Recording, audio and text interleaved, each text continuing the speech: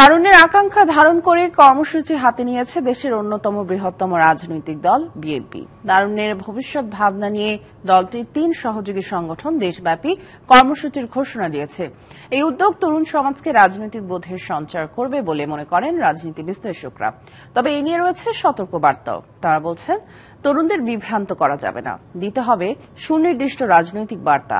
আর BNP নেতারা বলছেন, তারুণ্যের সমাবেশে থাকবে সুশৃঙ্খল রাজনৈতিক দীক্ষা। ২৪-এর ছাত্র জনতার অভ্যুত্থানকে কেন্দ্র করে দেশে নতুন করে উত্থান ঘটেছে তারুণ্য শক্তির। তাদের মাঝে যুক্ত হয়েছে বহু আকাঙ্ক্ষা ও পরিবর্তনের স্বপ্ন। এ মুহূর্তে দেশে ১৫ থেকে ২৪ বছর বয়সী তরুণ তরুণী প্রায় ৩.৫ কোটি। এদের সবাই ভোটার না হলেও বর্তমান সমাজ ও রাজনীতিতে এই বিপুল তারুণ্যই সবচেয়ে গুরুত্বপূর্ণ বর্গ। বিপুল এই তারুণ্যের মনোভাব কতটা বুঝতে পারছে বিদ্যমান রাজনৈতিক দলগুলো, এমন একটি প্রশ্ন জারি আছে বর্তমান রাজনৈতিক বাস্তবতায়। বিএনপির মতো বড় রাজনৈতিক দলও কি তারুণ্যের চলতি হাওয়ার সমান্তরালে নতুন কোনো প্রস্তাবনা নিয়ে হাজির হবে?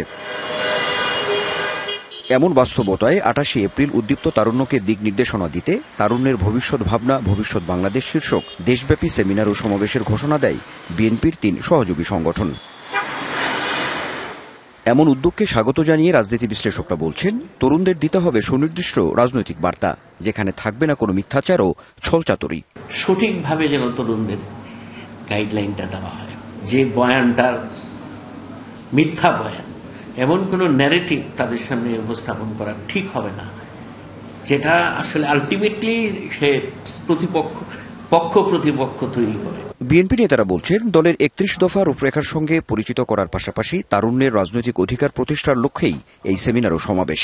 আমাদের যে ছাত্ররা রয়েছে তারা কিন্তু প্রতি মুহূর্তে আমাদের কাছে আসছে, আমরা তাদের সাথে বসছি, কথা বলছি। আমাদের আগামীর যে পথ চলা এবং আমাদের যে মাননীয় ভারপ্রাপ্ত চেয়ারম্যান ৩১ দফার যে রূপরেখা দিয়েছে সেটি পরিপূর্ণভাবে আমরা বাস্তবায়ন করতে চাই।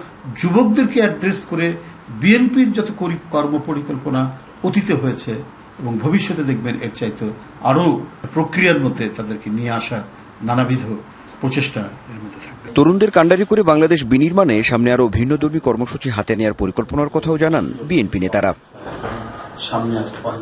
Anwar Hossain, DBC news, Dhaka.